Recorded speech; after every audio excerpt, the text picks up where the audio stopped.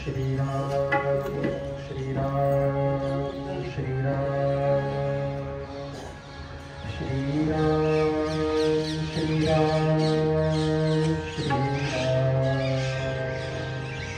श्री राम श्री राम श्री राम श्रीमन्महागणाधिपतये नमः। श्री सरस्वत्यै नमः। श्री गुरुभ्यो नमः। सर्वदेवेभ्यो नमो नमः। वक्रतुंड महाकाय सूर्यकोटि समप्रभ निर्विघ्नं कुरु मे देव सर्वकार्येषु सर्वदा। गुरुर्ब्रह्मा गुरुर्विष्णु गुरुर्देवो महेश्वरा।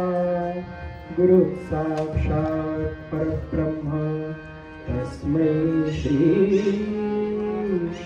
गुरुवे नमः।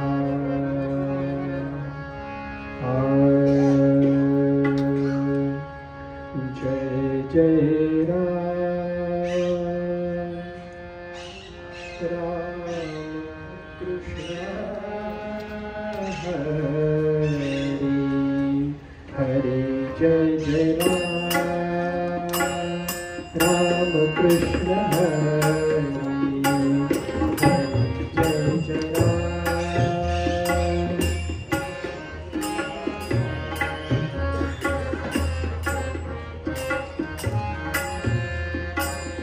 राम कृष्ण हरे जय जय राम कृष्ण हरे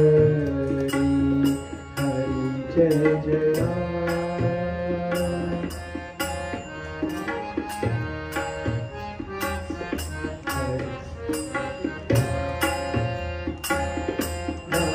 कृष्ण हरे गोवर्धन गोपाल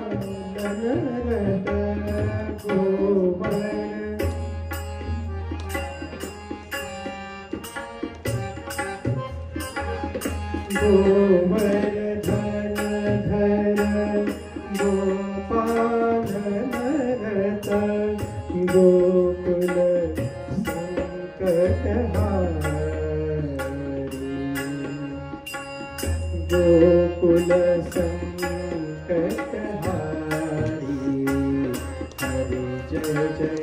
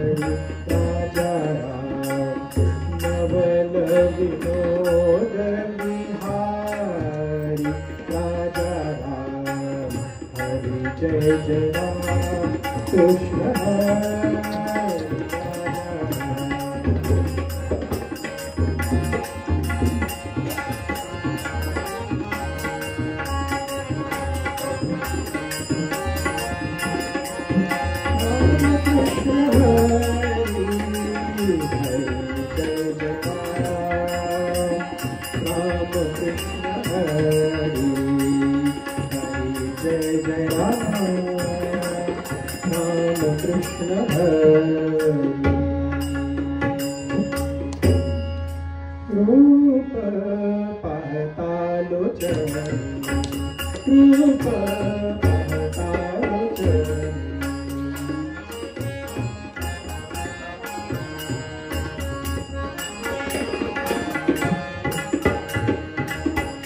रूप पाहता चरणी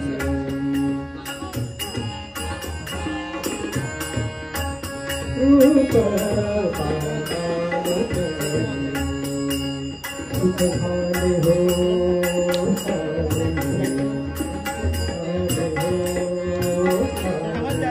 रूप पाहता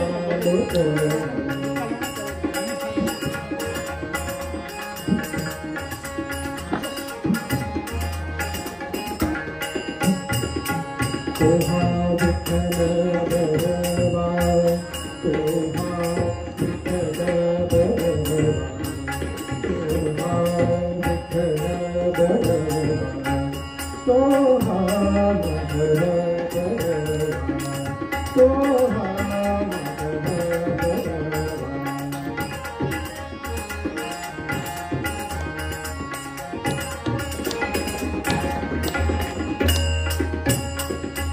बहुत सुकृताची गोडी म्हणून विठ्ठले आभारी बहुत सुकृताची गोडी बहुत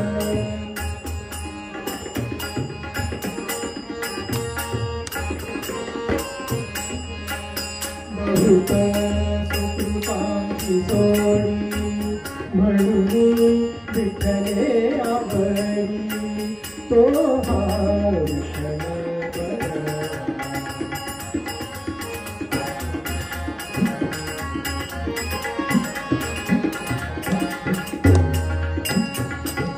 सर्व सुखाचे आधार सर्व सुखाचे आधार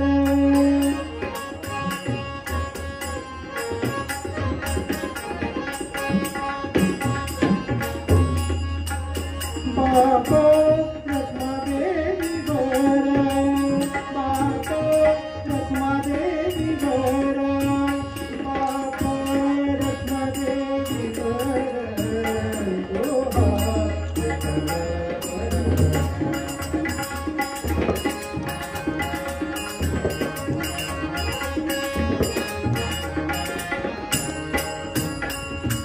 रघुपति राघव राजा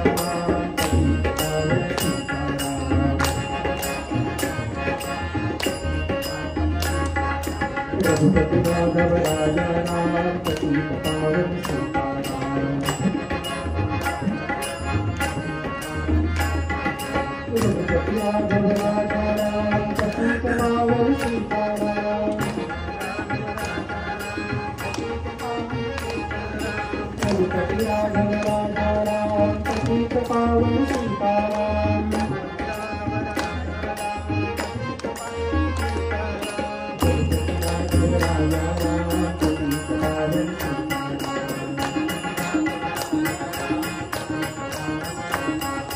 रघुपति राघव राजा राम पतित पावन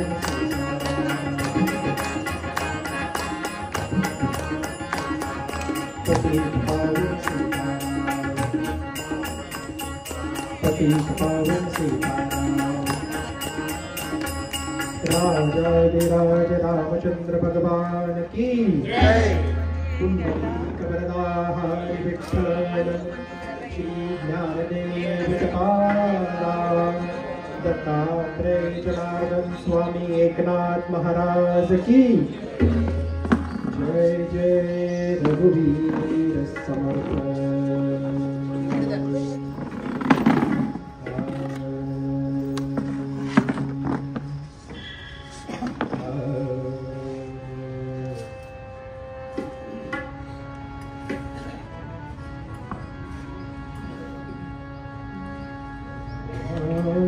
सजना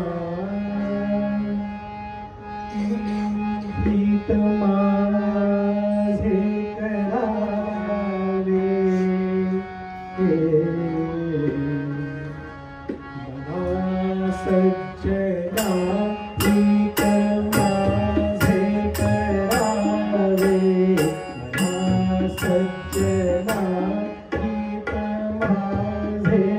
करावे सज्जना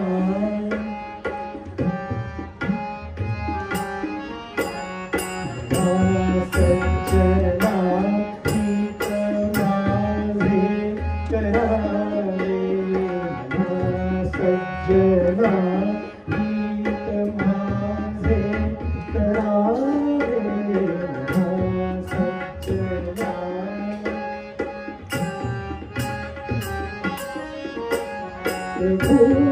प्रभुनायका दृढ चित्ती धरावे प्रभुनायका दृढ चित्ती धरावे मना सज्जना हित माझे करावे मना सज्जना हित माझे करावे प्रभुनायका दृढ चित्ती धरावे प्रभुनायका दृढ चित्ती धरावे महाराज तो स्वामी वायुसुताचा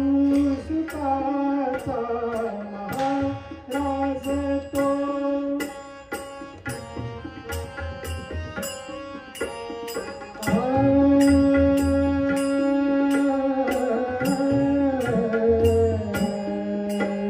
महाराज तो स्वामी वायुसुताचा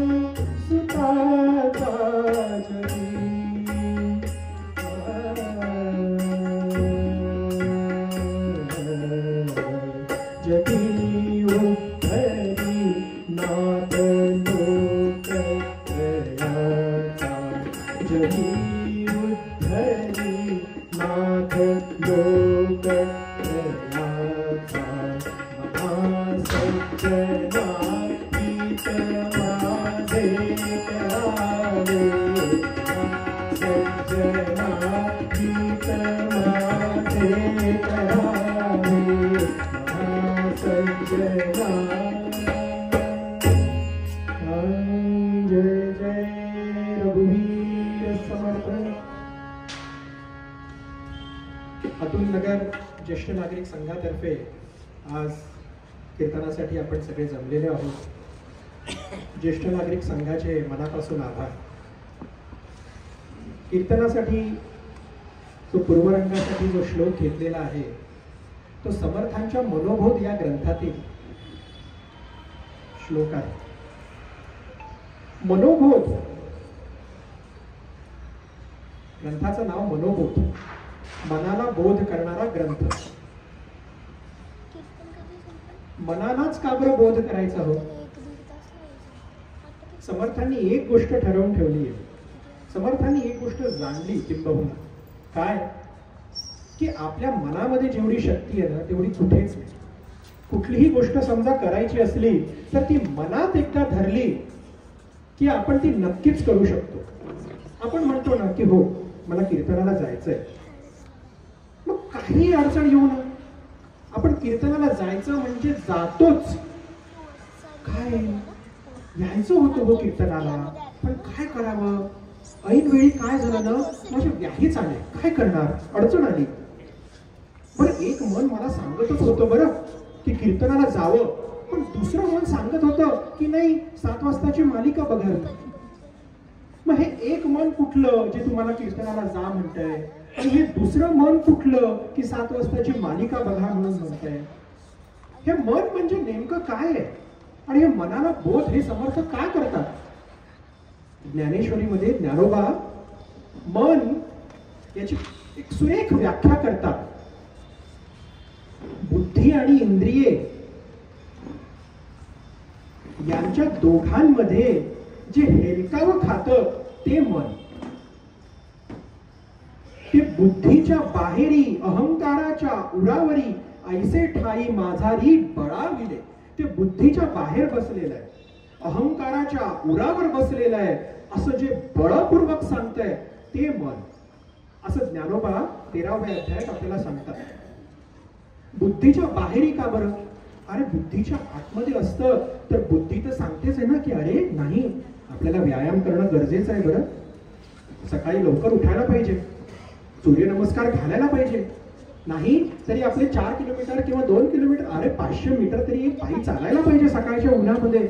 बुद्धी हे सांगते, पण मन म्हणतं कशाला उठायचं, झोपू थोडा वेळ, काही हरकत नाही. ते बुद्धीच्या बाहेर बसलेलं आहे, म्हणून मन आणि त्याच्याही वर ते अहंकाराच्या उरावर बसलेलं आहे. ते आपलं अहंकार अजून बळावतं. बुद्धी सांगते नाही रे, ते आपल्या घरी आले होते, आपल्याला त्यांच्या घरी त्यांच्या मुलाच्या मौजेसाठी जायला पाहिजे. ते आता इंडिया पाकिस्तानची मॅच चालू आहे, कशाला जायचं त्यांच्याकडे बघायला, कशाला जायचं त्यांच्या मौजेला, नाही नाही अरे जायला पाहिजे, त्यांनी आपल्याला बोलवलंय. नाही, पण तरी अहंकाराच्या उरावरती मन सांगतं ते कुठे प्रत्येक वेळी आपल्याकडे येतात, कशाला जायची गरज आहे, तो कुठे माझ्या अडीअडचणीला धावून आला होता. अहंकार अजून बळावतं मन, बुद्धीच्या बाहेरी अहंकाराच्या उरावरी असं ते मन आहे. बरं हे मन नेमकं कुठे, तर अंतःकरण जे आपलं असतं त्या अंतःकरणाची 4 रूप सांगितलेली आहेत, मन, बुद्धी, चित्त आणि अहंकार. जे संकल्प विकल्प जेव्हा अंतःकरण करतं तेव्हा ते मन असतं, जेव्हा अंतःकरण निश्चय करतं तेव्हा ते बुद्धी असतं, जेव्हा अंतःकरण चिंतन करतं तेव्हा ते चित्त असतं, आणि जेव्हा अंतःकरणाला समजतं तेव्हा ते अहंकार असतं. काय झालं होतं, एक साधूभाऊ होते, वारीला गेले पंढरपूरला. आता पंढरपूरला वारीला गेले आणि चोरी झाली नाही असं कधी सहसा होत नाही, तर झाली बघ चोरी तिथे. त्या गल्लीमध्ये ते झोपले होते, चोरी झाली. चोरी झाल्यानंतर त्या गल्लीतले सगळे लोक पोलीस स्टेशनला गेले, पोलिसांना सांगितलं आम्ही अमुक अमुक गल्लीत राहत होतो, आमच्याकडे चोरी झाली बाबा. तर पोलीस म्हणाले की कुठे राहत होते, ते म्हणे अमुक अमुक गल्लीत राहत होतो. आता पोलिसांचं कसं आहे, त्यांना फक्त गल्ली आणि पत्ता कळला की त्यांना बरोबर कळतं की कोणी चोरलं आणि ते कुठे मिळणार आहे, ते त्यांना ते बरोबर माहिती असतं. तर पोलिसांनी सगळा शोध लावला आणि सगळं घेऊन आले, म्हणाले की हा तुमचं काय चोरीला गेलं होतं, कोणी म्हणे माझं अमुक गेलं होतं, माझी बॅग गेली होती, त्यांना त्यांचं दिलं. कोणी म्हणे माझा काहीतरी खुर्ची गेली होती, कोणी म्हणे माझा सोफा सेट गेला होता, सगळं त्यांना दिलं. तर साधू कोणाला विचारलं का हो तुमचं काय चोरीला गेलं होतं, ते म्हणे माझं तर सगळं चोरीला गेलं. म्हणे सगळं चोरीला गेलं म्हणजे काय, अहो म्हणे माझी छत्री चोरीला गेली, माझं जेवणाचं ताट चोरीला गेलं, माझं पांघरूण चोरीला गेलं आणि माझी उशी चोरीला गेली. म्हणे हो एवढं सगळं चोरीला गेलं, पण इथे तर आम्हाला काहीच दिसत नाहीये, इथे आम्हाला दिसतंय तर फक्त एक जेवणाचं ताट दिसतंय, पण तुम्ही तर म्हणतात की सगळं चोरीला गेलं. हो हो हो, हे जे ताट आहे ना हे माझं आहे, आता माझं सगळं मिळालं. आता पोलीस संशयात पडले. पोलीस म्हणाले हा माणूस म्हणतोय की याच्या 4 गोष्टी चोरीला गेल्या आणि आता म्हणतोय की फक्त ताट मिळालं आणि सगळं मिळालं. त्याला विचारलं जरा समजावून सांगा बरं सगळं कसं काय मिळालं. तो म्हणे अहो जेव्हा भूक लागली जेव्हा हे माझं ताट असतं, जेव्हा पाऊस पडतो तेव्हा ही माझी छत्री असते, जेव्हा झोपायचं असतं तेव्हा हे माझं पांघरूण असतं आणि थोडा आराम करायचा असतो तेव्हा ही माझी उशी असते. म्हणे मला सगळंच मिळालं. तसंच अंतःकरण जेव्हा 4 वेगवेगळी रूप घेतं तेव्हा त्या अंतःकरणाला कधी ते मन होतं, कधी ते बुद्धी होते, कधी ते चित्त होतं, कधी ते अहंकार होतं. या मनामध्ये इतकी ताकद आहे की एकदा मनाने समजा बुद्धी ही निश्चय ही बुद्धी करते, पण बुद्धीला निश्चय करण्यासाठी परावृत्त कोण करतं तर ते मन करतं. मन संकल्प विकल्प करतं. आपण स्वतः विचार करायचा असं झालं तर, आणि नंतर स्वतःच तो फोडून काढायचा, नाही तसं झालं तर.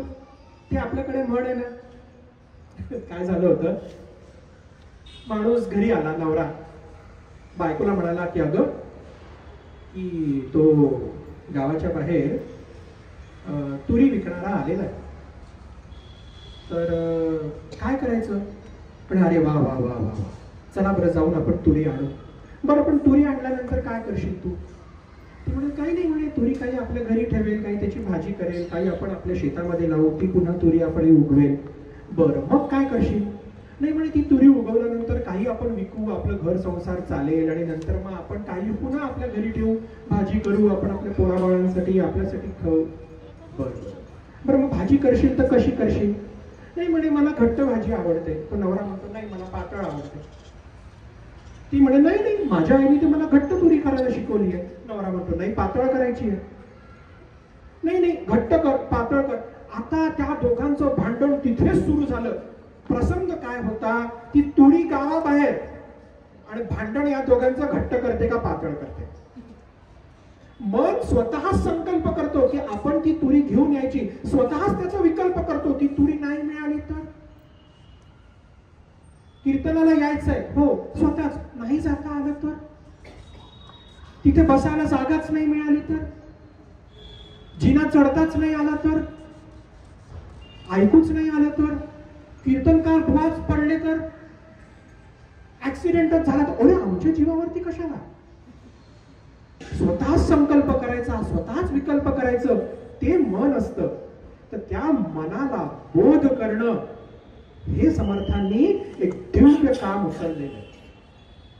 त्या मनाला आपण कुठल्याही वाक्य मुलाला समजवताना, तू शहाणा आहेस ना, शहाणा आहेस ना, तुला मोठं झाल्यानंतर छान कविता करायची आहेत ना, मोठा ऑफिसर बनायचंय ना तुला, समजा तू मोठा आता अभ्यास नाही केला तर आयुष्यभर वडिलांकडनं आईकडनंच पैसे मागावे लागतील. तसं राहायचंय का तुला? नाही ना, स्वतः मोठं व्हायचंय ना, शहाणा आहेस ना. तसं आपण जेव्हा मुलांना शहाणा म्हणून त्यांच्याकडनं काम करून घेतो, समर्थ मना सज्जन आहेस ना तू, शहाणा आहेस ना, तर माझं हित कर बरं, माझं अहित नको चिंतू बरं, मना माझं हित कर. तर काय कर, रघुनायका दृढ चित्ती धरावी. रघुनायकाला दृढ चित्ती धर.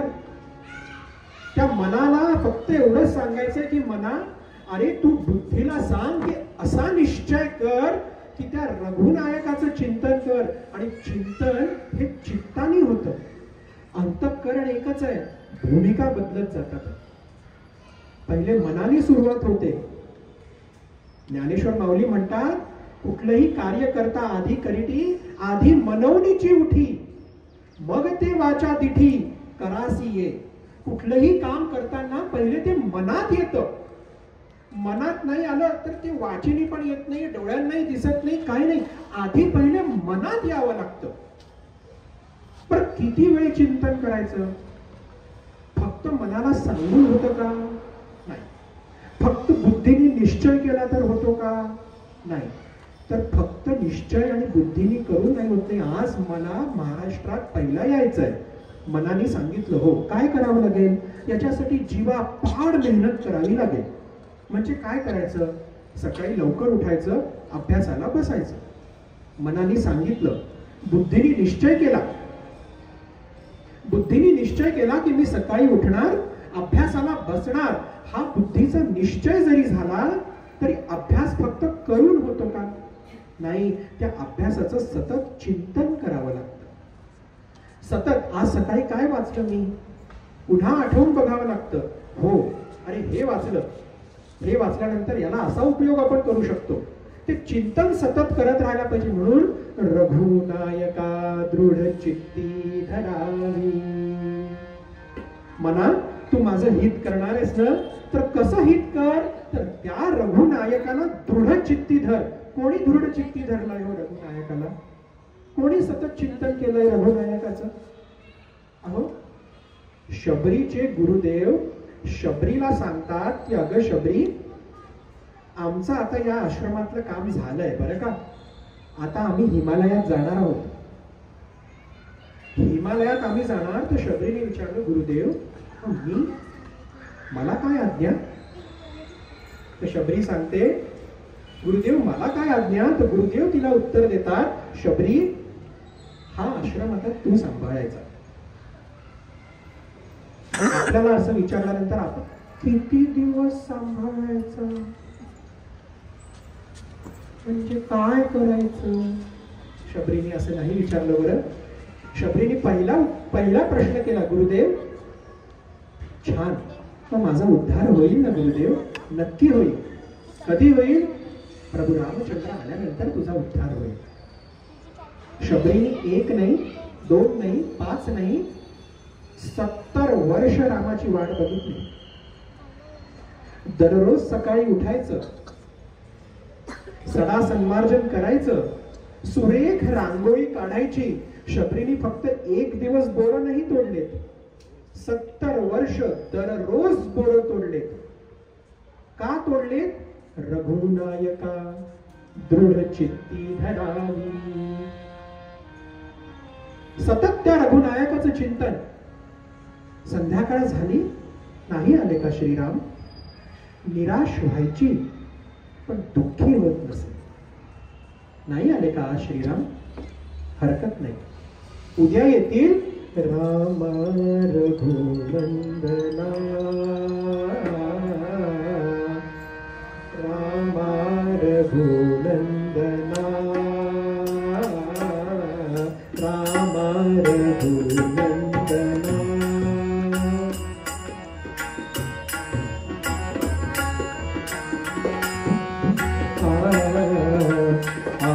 आश्रमातया कधी रेशील, आश्रमातया कधी रेशील. राम रघुनंदना राम रघुनंदना.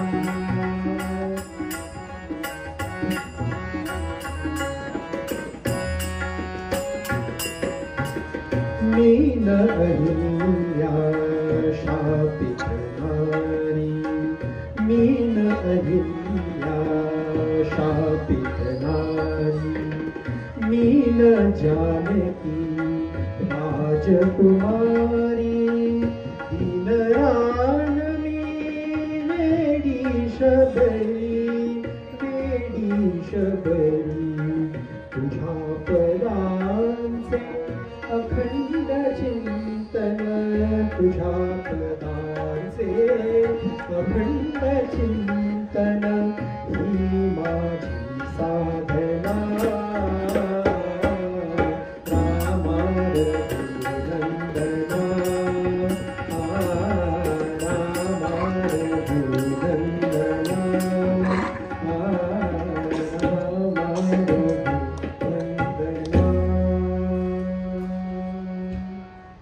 एक दिवस प्रभू रामचंद्र आले. तिने तिचे उष्टे बोरं प्रभू रामचंद्रांनी सेवन केलं आणि प्रभू रामचंद्रांच्या त्या आशीर्वादाने शबरीचा उद्धार झाला का? अहो, रघुनायका दृढ चित्ती घेतल्यानंतर शबरीमध्ये इतकी स्वतःमध्ये ताकद आली, स्वतःची आत्मज्योत प्रज्वलित केली आणि स्वतः अनंतात विलीन झाली. समर्थ सांगतात, रघुनायकाला चित्ती धरल्यानंतर तो तुमचा उद्धार नक्की करणार आहे. पण मन एवढं सांगून ऐकेल का? हो, नाही. म्हणून समर्थांना अजून एक युक्ती माहिती आहे. आपण कसं, आपल्याला एखादी साडी आवडलेली असली की काय म्हणतो, अहो जरा अमुक अमुक साडी घ्यायची आहे. पहिलं उत्तर असतं, कशाला, काय गरज आहे, आता सध्या काही घ्यायची नाही.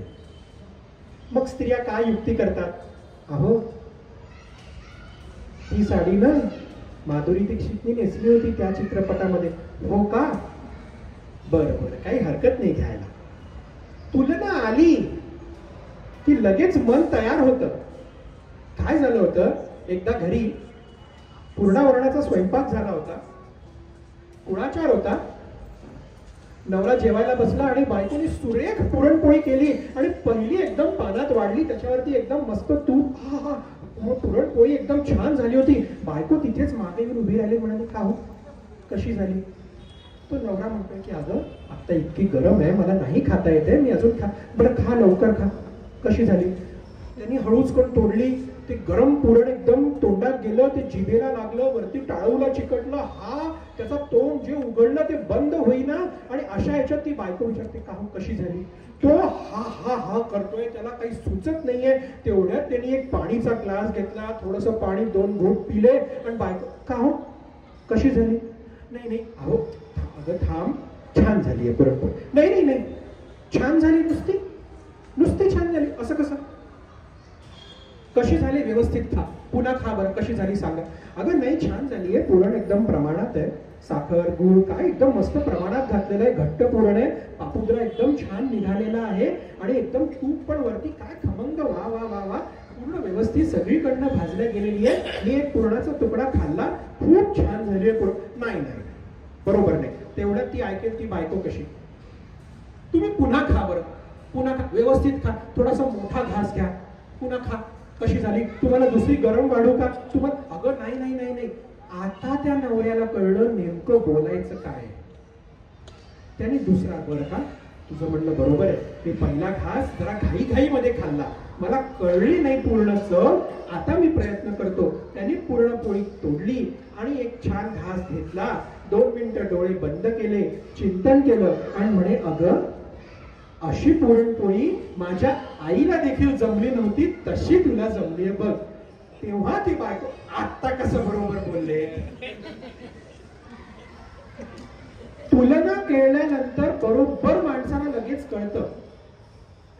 तुलना जोपर्यंत होत नाही तोपर्यंत आपल्याला ती गोष्ट लवकर कळत नाही. समर्थांना ही युक्ती बरोबर माहिती आहे. समर्थांनी मनाला सांगताना पण सांगितलं, मना तू सज्जन आहेस ना, माझं हित करणार आहेस ना, त्या रघुनायकाला दृढ चित्ती धरणार आहेस ना, पण का करायचं माहितीये का? अरे महाराज तो स्वामी वायुसुताचा, अरे तो वायुसूत, तो हनुमंत. कोण हनुमंत? मनोजवं मारुततुल्य वेगम जितेंद्रियं बुद्धिमतां वरिष्ठं वातात्मजं वानरयूथ मुख्यं श्रीरामदूतं शरणं प्रपद्ये. अरे मना, ज्याने तुला जिंकलेला आहे, अरे तुझा वेग किती बघा बरं. आपण आता इथे सगळेजण कीर्तनाला आलेलो आहोत आणि 1-2 सेकंद समजा विचार केला की का ग आपण कीर्तनाला येताना ती दारावरची कडी बरोबर लावली होती का?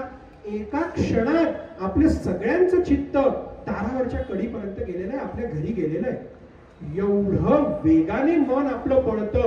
त्या मनालाही हरवणारा कोणी असेल, मनोजवम मारुततुल्य वेगम. मना, अरे ज्यांनी तुलाही वेगामध्ये हरवलेला आहे असा हनुमंत तिथे आहे. तो हनुमंत, त्या हनुमंताचा कोणी स्वामी असेल तर तो माझा रघुनायक आहे. हनुमंतानी समजा आमच्या रामरायाला स्वामी केलेला आहे तर तुला काय हरकत आहे रे?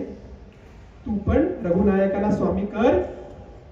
आणि एकदा त्या मनाने रघुनायकाला स्वामी केलं, काय असतं की हे मन काय आहे, हे इच्छे ते वाढवी, आशे ते चढवी, मनोरथांचे उतरंडी उतरी गा. काय आहे, मन हे इच्छेला वाढवतं, आशेला चढवतं आणि पाठी पुरवी भयासी गा, आणि हे भयाला आपल्या पाठीशी पुरवतं.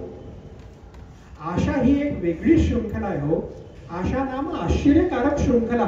आशा ही अशी बेडी आहे की ती पायामध्ये बांधली की तो माणूस स्वैराचार करून इकडे तिकडे फिरायला लागतो, आणि त्या आशा नावेच्या बेडीतनं जो माणूस सुटला तो शांतपणे एका ठिकाणी शांत चित्ताने बसायला लागतो. आशा ही फार विचित्र आहे आणि मन ही आशेला वाढवणारी बेडी आहे. म्हणून मनाला एकदा आपण संयमित केलं, मना तू माझ्या रघुनायकाला दृढ चित्ती धर, आणि मनाने एकदा ते ठरवलं तर काय होतं, तुकाराम महाराजांनी आपल्याला सांगून ठेवलंय, आता कोठे धावे मन, आता कोठे धावे मन, आता कोठे धावे मन, तुझे चरण देखिया, तुझे चरण देखिया, तुझे चरण देखिया, आता कोठे धावे मन.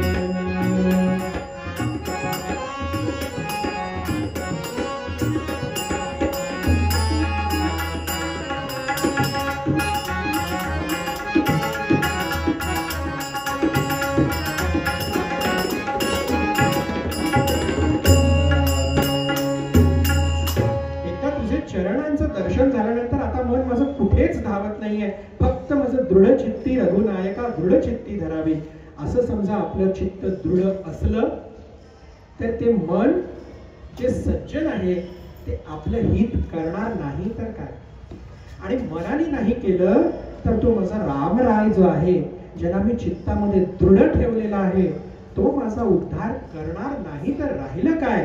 अशी शाश्वती कोणी देत असेल तर ते रामदास स्वामी मनोबोधामध्ये आपल्याला देतात.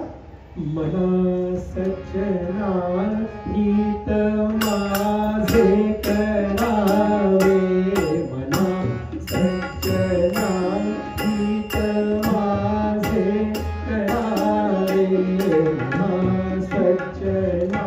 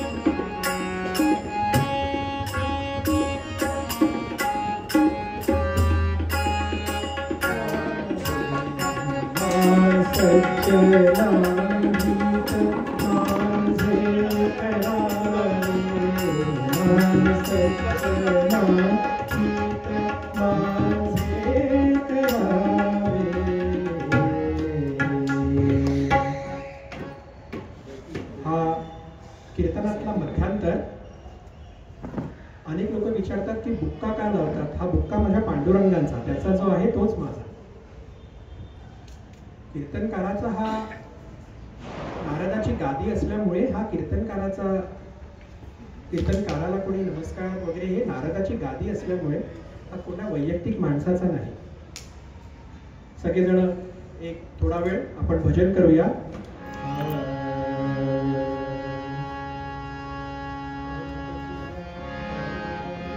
रघुपति राघव राजा राम पतित पावन सीताराम.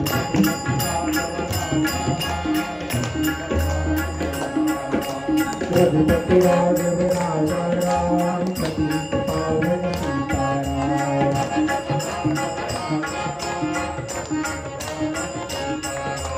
रघुपति राघव राजा राम पतित पावन सीताराम.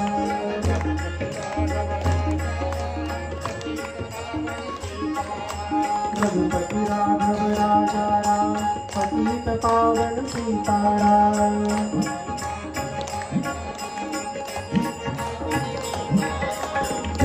राघव राजा राम पतित पावन सीताराम.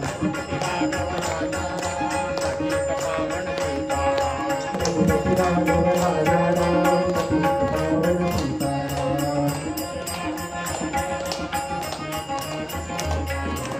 रघुपति राघव राम राम पतित पावन सीताराम। राजाधिराज रामचंद्र भगवान की जय। जय रघुवीर समर्थ। काकड़ आरती परमात्मा रघुपति परमात्मा रघुपति। जीवी जीवी सावली निजात्म ज्योति।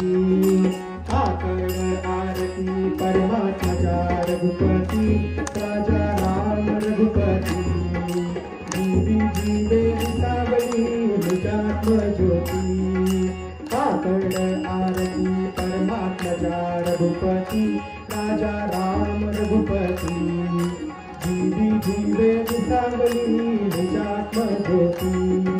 त्रिगुण काकडा द्वैत धृते तिंबिरा द्वैत धृते तिंबिरा। उजळून आत्मज्योती उजळून आत्मज्योती तुझावी देवा। काकड आरती मिरज गाव। त्या मिरज गावामध्ये सकाळ सकाळची वेळ आणि त्या मंदिरातनं काकडा आरतीचे स्वर ऐकू यायला लागले आणि ज्या घरांमध्ये आधीच जाग जी आलेली होती त्या घरामध्ये चर्चा सुरू झाली। अरे आपल्याला मंदिरातनं दररोज सकाळी घंटा नाद ऐकू येतो, अधून मधून कुठली तरी आरती ऐकू येते, पण आज कोणीतरी एकदम स्पष्ट आवाजात काकडा आरती गातय। याचा अर्थ आपल्या गावामध्ये कोणीतरी सत्पुरुष आलेला दिसतोय। चला चला चला चला लवकर आपण मंदिरात जाऊ, बघू तरी काकडा आरती कोण करतय।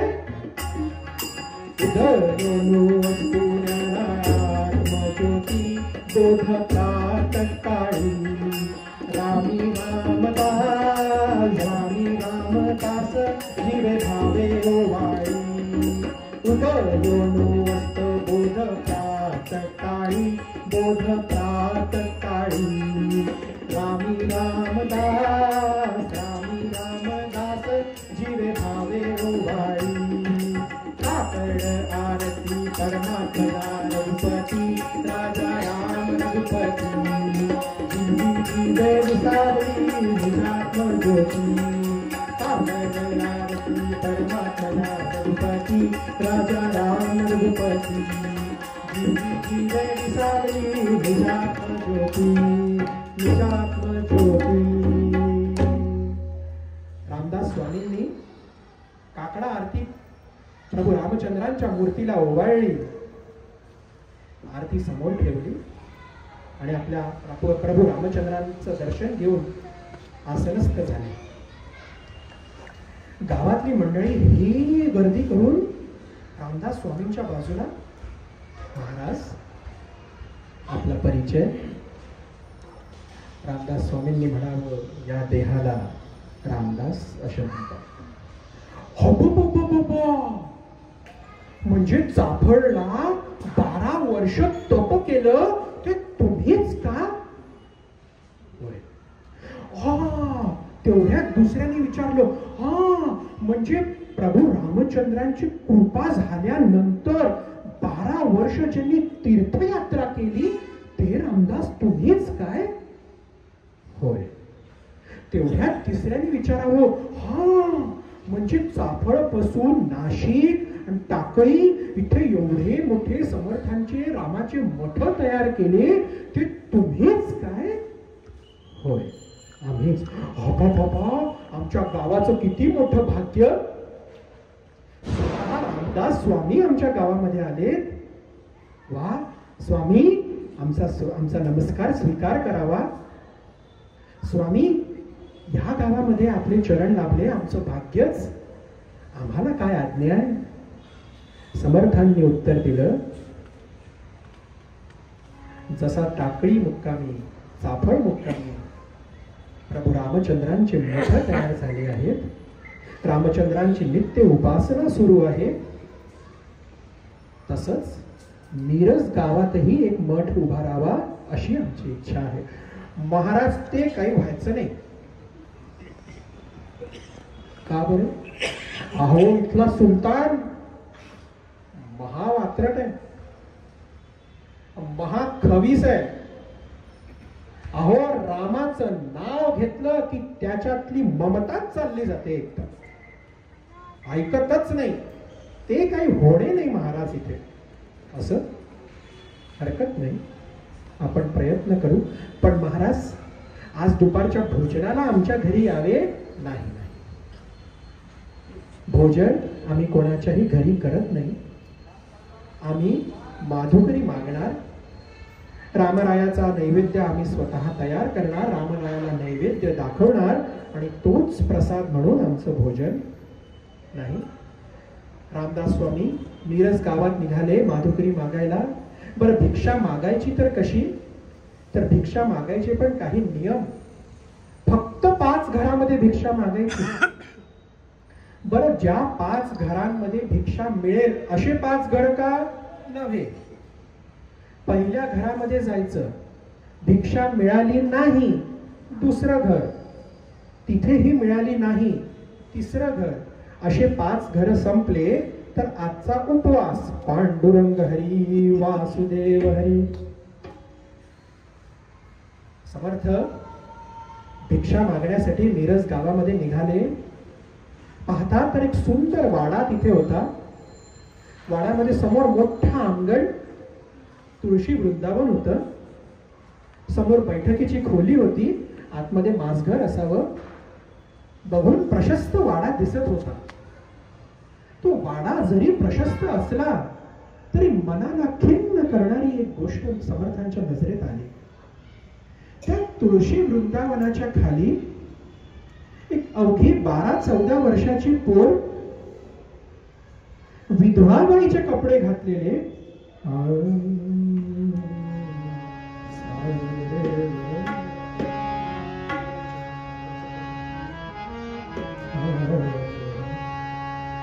एक 12-14 वर्षाची पोर हो, विधवाबाईचे कपडे घातलेले. समर्थांच्या मनामध्ये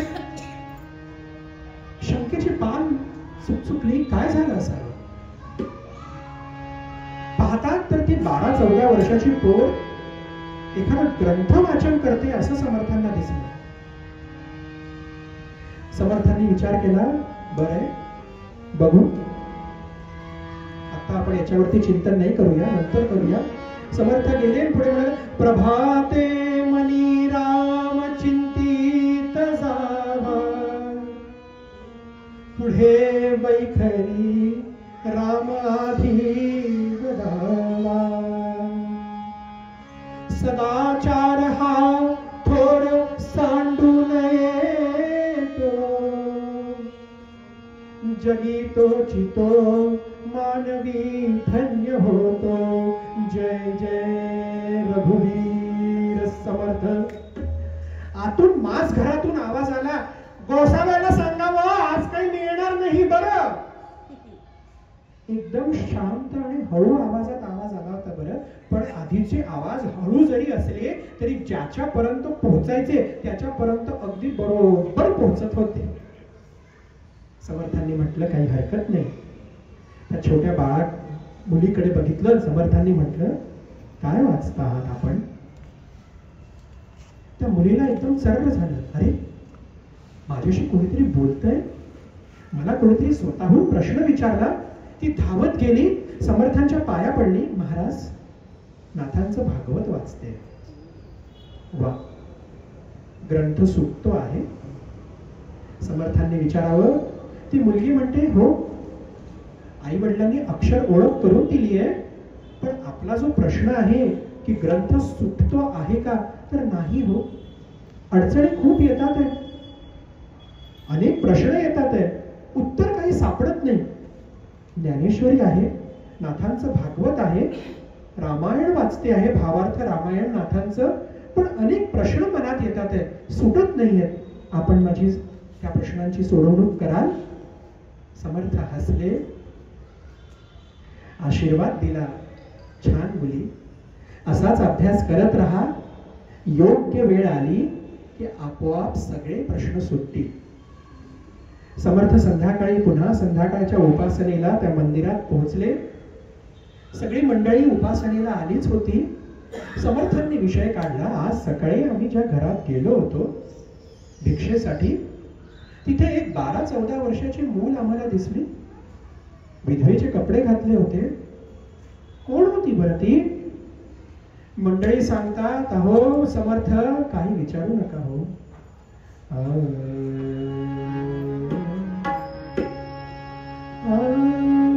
करवीर नगरी होता. अहो कोल्हापूरला करवीर नगरी होता. गोपजी नामे प्रसिद्ध विप्रवर. करवीर नगरी होता. गोपजी नामे प्रसिद्ध विप्रवर. वेणू लेक तयाची. वेणू लेक तयाची. निर्मळ हसरी खट्याळ खोडकर. राम राम हरे हरे राम राम राम गोतम राम राम राम सीतापती राम राम राम हरे हरे राम राम. करवीर नगरी होता गोपजी नामे प्रसिद्ध विप्रवर. वेणू लेक तयाची. निर्मळ हसरी खट्याळ खोडकर.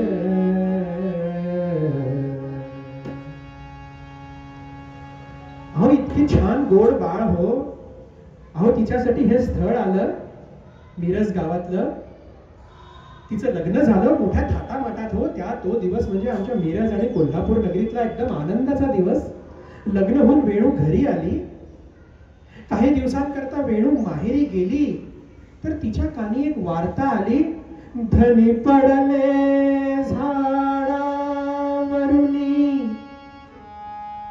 तिचा नवरा काही समिधा गोळा करण्यासाठी झाडावरती जो चढला आणि तिकडनं जो पडला. धनी पडले झाडावरुनी. वरमी बसलाच घाव.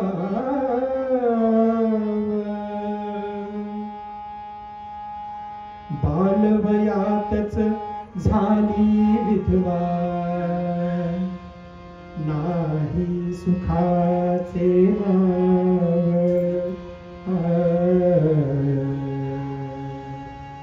अहो बालवयातच ही मुलगी विधवा झाली. केशकर्तन झालं. ते लाल जाड भरद वस्त्र, ते वस्त्र तिने घालावं. अहो समाज काय कोणी शिकवावं हो. घरातल्या सगळ्या मंडळींसाठी समर्थ स्वामी तुम्ही सांगा. अहो समर्थ घरातल्या सगळ्या मंडळींसाठी या बाईनी राब राब राबावं, पण कुठल्याही मंगल कार्याला हिने तोंड दाखवू नये. या सगळ्या समाजाला रामायण कोणी शिकवावं समर्थ? कोणी रामायण शिकवावं? जेव्हा प्रभू श्रीराम रावणाला मारून वापस अयोध्येमध्ये परत आले तेव्हा आरती ओवाळायला त्यांची आई कौसल्या, सुमित्रा आणि कैकेयी विधवा असूनही पंचारती घेऊन ओवाळायला प्रभू रामचंद्रांसाठी हजर होत्या. आपण रामायण विसरलो समर्थ. आपला समाज कुठे चाललाय? आपण काहीतरी प्रयत्न करा. समर्थ म्हणतात हो नक्कीच. समाजामध्ये काही रूढी ज्या जितक्या खोलपर्यंत गेलेल्या आहेत त्याला बदलायला तेवढा काळ पण द्यावा लागतो. नक्कीच काळ चांगला येईल. असो प्रयत्न करू. सध्या आपण म्हणताय की मिरजचा सुलतान जरा कवीट आहे. इथे काही मठ होणार नाही असं दिसतंय. काही हरकत नाही. आपण कोल्हापूरला प्रयत्न करू.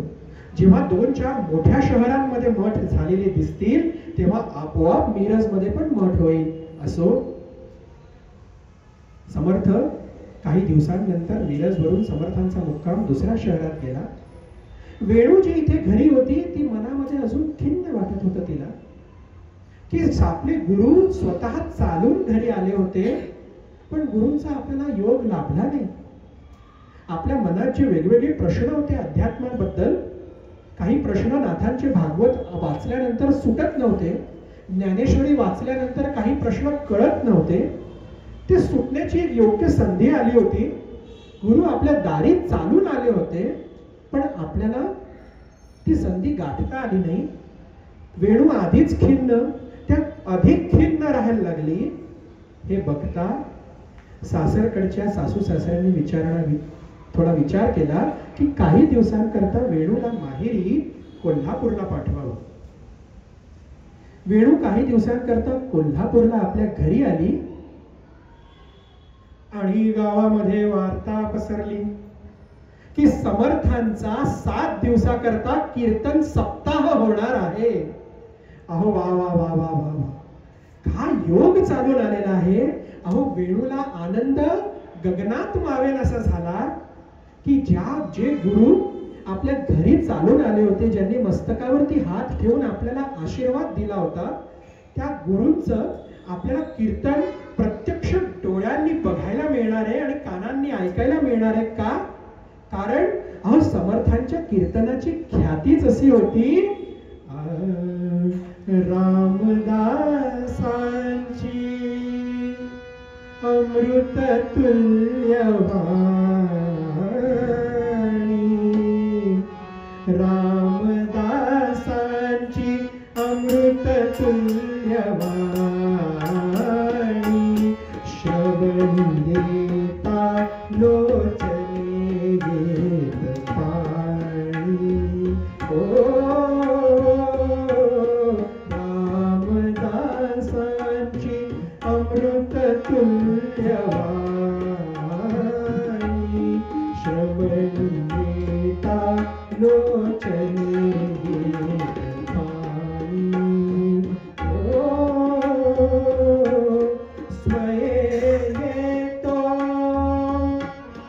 स्वये येतो कीर्तनास रावणारी, स्वये येतो हो स्वये येतो कीर्तनास रावणारी.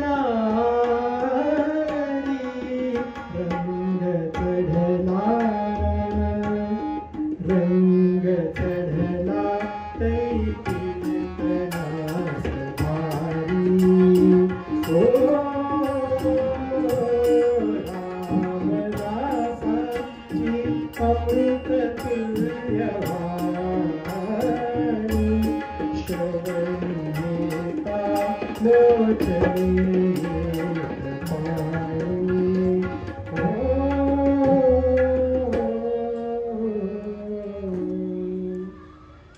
समर्थांचं कीर्तन ऐकण्यासाठी हे तुडुंब गर्दी.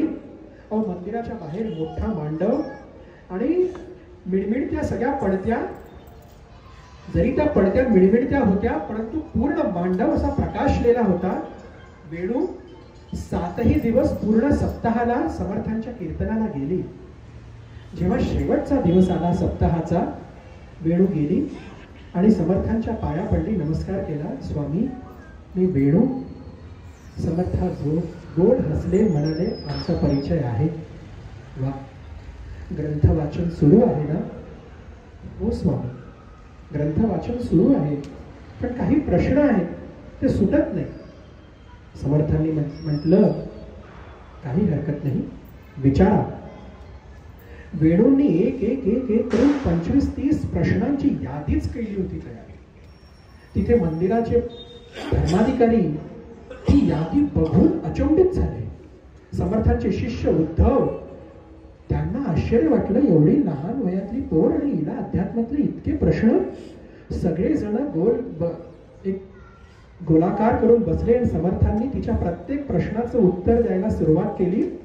बघता बघता धर्माधिकाऱ्यांनाही आश्चर्य वाटलं, उद्धवालाही आश्चर्य वाटलं. वेळ कसा जातो तेच कळेना आणि उत्तर देता देता पहाट उजाडली. वेणू घरी आली तर घरी गावातले लोक ऐकतात का? अहो, समाज बदलायला फार वेळ लागत असतो.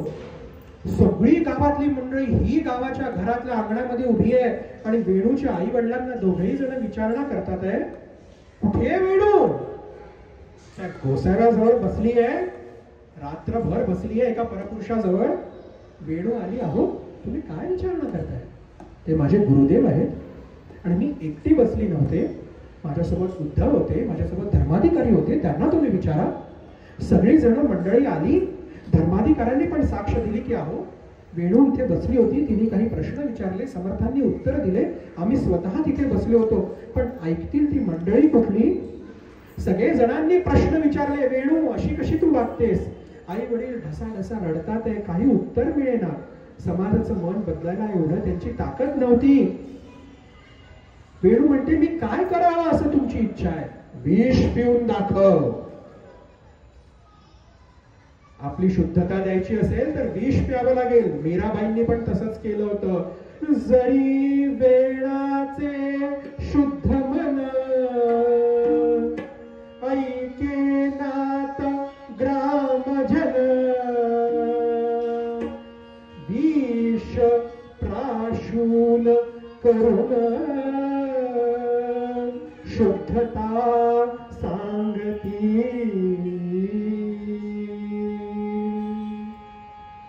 विष पिऊन दाखव.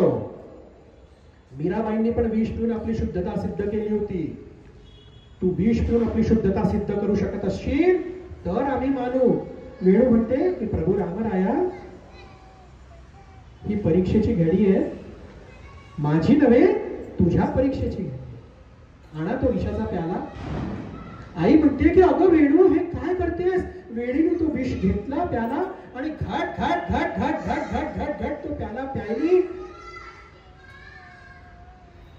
वेणू म्हणते, धाव सत्वरी गुरुराया, मरते वेणू ही वाया. गुरुराया, अरे हे माझ्या परीक्षेचे क्षण नाही, हे तुझ्या परीक्षेचे क्षण आहे. हळूहळू हळूहळू प्रार्थना क्षीण होत गेली. वेणू म्हणते की स्वामी, मरणाला भीत नाही मी, पण आता या देहातनं आपली सेवा घडणार नाही याचं मला दुःख वाटते. स्वामी तुम्ही धावून या. हळूहळू गोरी पान वेणू काळी सावळी व्हायला लागली. तुळशी वृंदावनाला धरलं आणि धाडकन खाली पडली. हळूहळू समोरचं चित्र अस्पष्ट दिसायला लागलं. बोल अस्पष्ट व्हायला लागले. मनात प्रार्थना सुरू होती, धाव सत्वरी गुरुराया, मरते वेणू ही माया. नरतनू नौका बुडाली. अरे मला या नरदेहातनं मला आता प्रभू रामरायाची सेवा करता येणार नाही, माझ्या सद्गुरूंची सेवा करता येणार नाही. गुरुराया तुम्हीच मला वाचवा. आणि आता लोकांना पश्चाताप झाला. अरे बाप, आपण हे काय करायला सांगितलं? नेली की वेणू? तेवढ्यात खाड खाड खाड खाड खाड खडावा वाजल्या. समर्थाची या सेवका वक्र पाहे, असा सर्व भूमंडळी कोण आहे? जया वर्णिती याती लोक तिन्ही, नुपेक्षी कदा राम दासाभिमानी. जय जय रघुवीर समर्थ. समर्थांनी त्या वेणूच्या मस्तकी हात ठेवला. म्हणे, वेणू उठ. अरे तो माझा रामराय आहे, कोदंडधारी आहे, नुपेक्षी कदा राम दासाभिमानी. माझा अभिमान आहे, तो कधीही तुमची नुपेक्षा करणार नाही, उपेक्षा करणार नाही. वेणू उठ. वेणूने हळूच डोळे उघडले.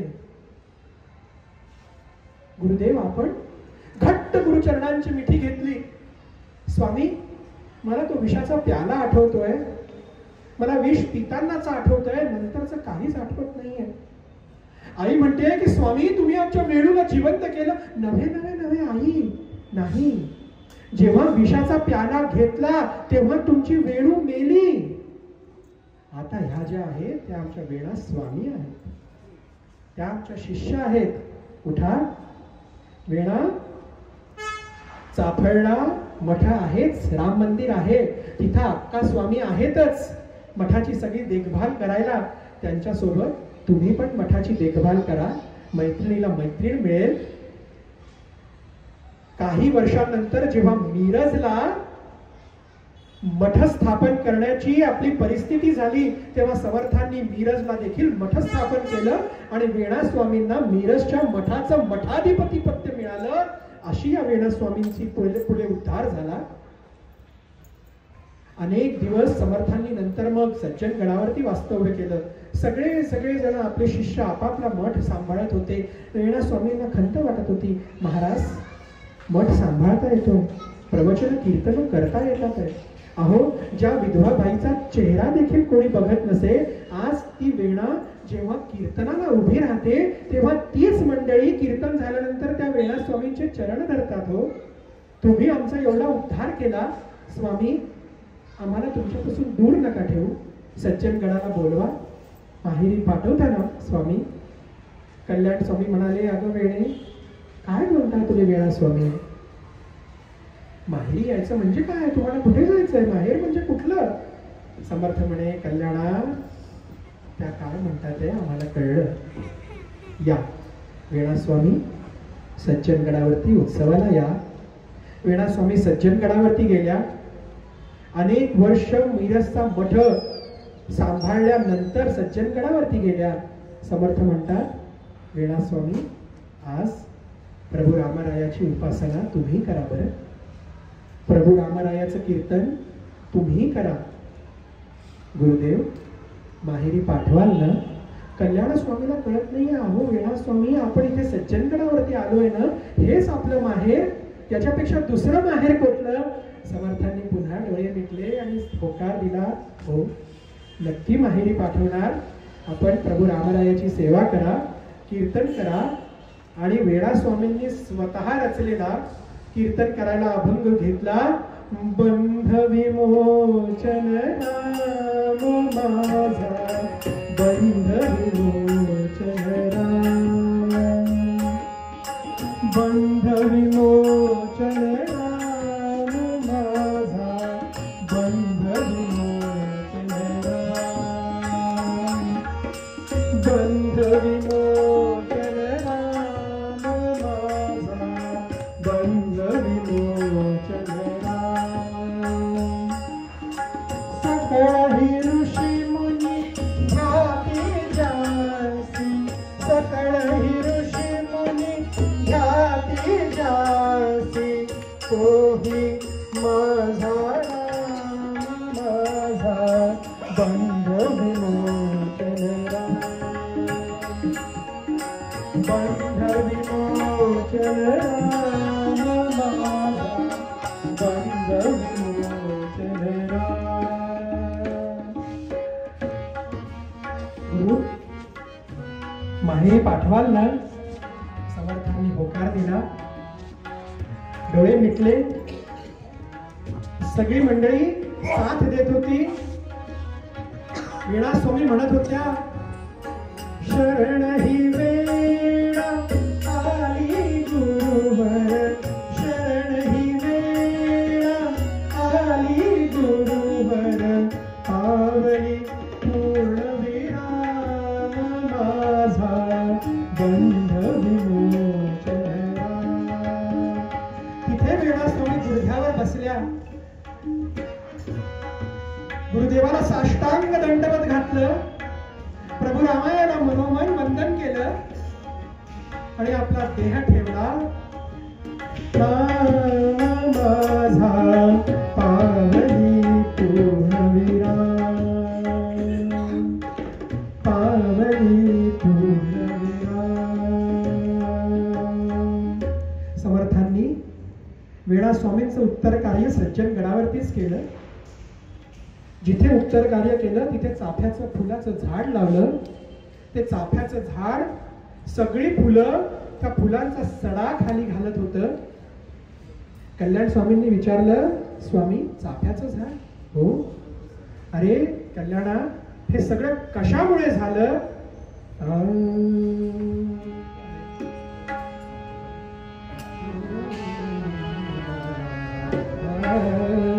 मना सज्जना हित माझे करावे, मना सज्जना हित माझे करावे, रघुनायका दृढ चित्ती धरावे.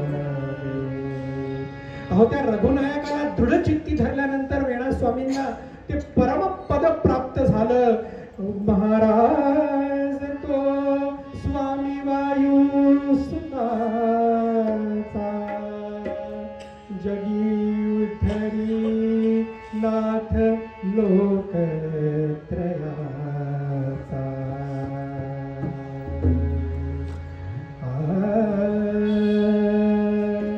आपण या वेणा स्वामींच्या चरित्रातनं काय शिकावं?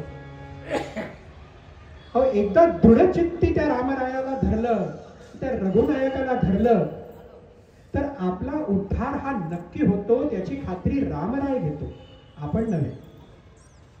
अहो योगक्षेम वहाम्यहम एवढी खात्री प्रभू श्रीकृष्णाने भगवद्गीतेमध्ये अर्जुनाला सांगताना घेतलेली आहे. एवढी गॅरंटी कोण देतं? तुम्ही मन हे माझी करी, माझिया भजनी प्रेम धरी, सर्वत्र नमस्कारी मज एकाते, असं ज्ञानेश्वर माऊली ज्ञानेश्वरीत सांगतात. एकदा तू मन मला दे, मग तू बघ तुझं योगक्षेम वहाम्यहम तो परमेश्वर बघेल. एवढी खात्री आज तुम्ही कुठेही जा, कोणीही देत नाही. तेवढी खात्री प्रभू घेतात. कशामुळे घेतात? एकदा आपलं मन आपण त्या प्रभू रामचंद्राला दिलं तर. म्हणून आपण वेणा स्वामींच्या चरित्रातनं फक्त एवढं शिकावं की मन त्या रघुनायकाला दृढचित्ती धरलं तर तो आपला उद्धार नक्की करणार आहे. बस हे चिदान देगा देवा तुझा विसर नव्हा, गुण गायन आदरी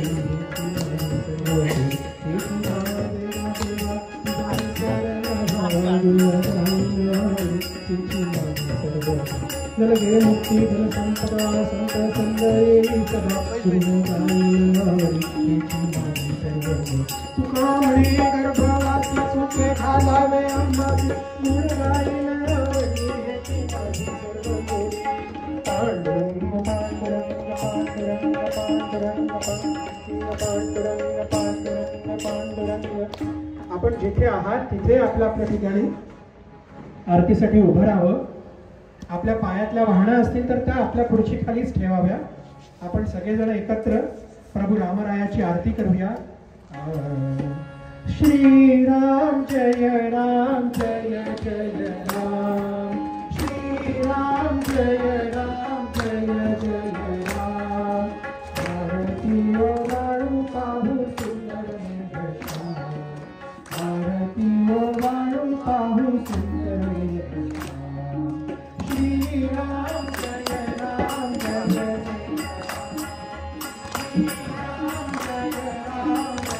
जय राम. आरती वाळू पाहू सुंदर मेघश्याम, आरती वाळू पाहू सुंदर मेघश्याम. कनकाचे हात करी कनकाचे हात करी पुढे उभा हात मारुती हा पुढे उभा हात जोडू. श्रीराम जय राम जय जय राम, श्रीराम जय राम जय जय राम. आरती वाळू पाहू सुंदर मेघश्याम, आरती वाळू पाहू सुंदर मेघश्याम. भरतानी शत्रुघ्न कव्या राहिती, भरतानी शत्रुघ्न कव्या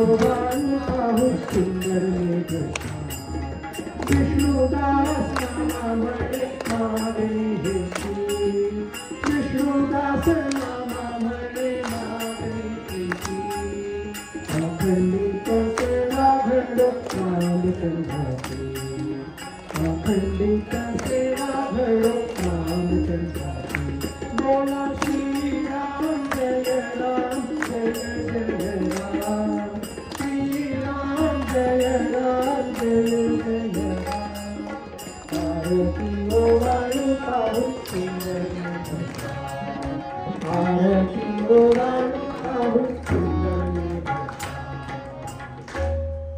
उपासनेला सुरक्षाल व्हावे भूदेव संकाशी सदा व्हावे सत्कर्मयोगे वयधान भावे सर्वामुखी मंगल घोर भावे जय जय रघुवीर समर्थ. आजची कीर्तन सेवा प्रभू रामरायाच्या चरणी अर्पण.